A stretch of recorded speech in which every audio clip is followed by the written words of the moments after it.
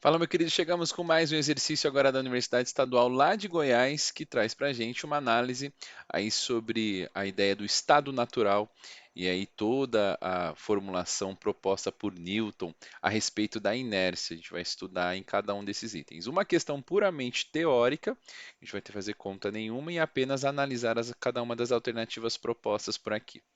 Vem com a gente, ó. Então ele está falando o seguinte: a natureza e as suas leis jaziam na noite escondida. Disse Deus: Faça-se Newton e houve luz nas jazidas. E aí os versos acima foram gravados no túmulo de Isaac Newton, na abadia de Westminster,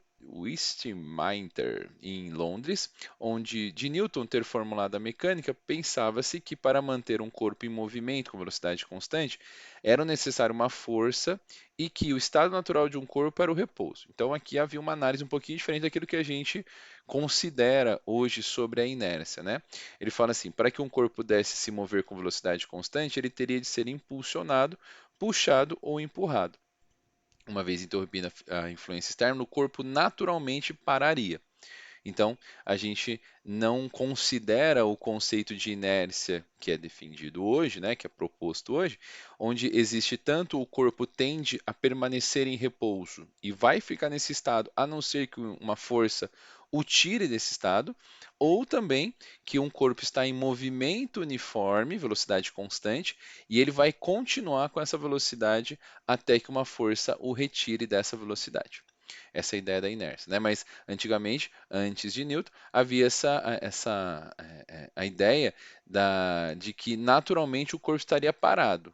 Se a gente deixasse de exercer uma força externa, uma influência externa, o corpo voltaria ao repouso, e aí isso foi ajustado pela lei de Newton. Sobre esse assunto, é correto afirmar que a primeira lei de Newton diz que se nenhuma força atua sobre um corpo, sua velocidade não pode mudar, ou seja, o corpo não pode acelerar. E aqui eu faço uma análise para você da primeira lei de Newton, da segunda lei de Newton, que fala que força resultante é massa vezes aceleração. E para que a força seja zero, olha só o que a gente pode analisar. Se a força resultante é igual a zero, a gente tem duas possibilidades. Quais são elas?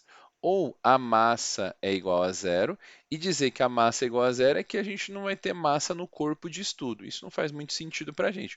Ou a aceleração é igual a zero.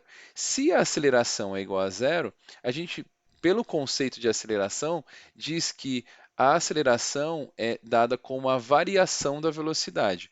Ou seja, se um corpo tiver velocidade aqui constante, nós podemos dizer que esse corpo tem aceleração igual a zero. Ok? Então, olha a análise que a gente está fazendo. Um corpo tem velocidade constante, logo a aceleração dele é zero, logo a força resultante desse corpo é zero. E ele está falando exatamente nisso. Ó. A primeira lei de Newton diz que se nenhuma força atua sobre um corpo, força resultante igual a zero, a sua velocidade não pode mudar, ou seja, o corpo não pode acelerar. Então, essa é uma boa alternativa para nós ficarmos aqui. Alternativa A. Agora, no item B. Com base na terceira lei de Newton, ação e reação, até aqui está certo, o movimento com velocidade constante é uma reação à ação de uma força externa aplicada. Isso daqui está muito mal formulado, né? Não tem muito sentido no que ele colocou.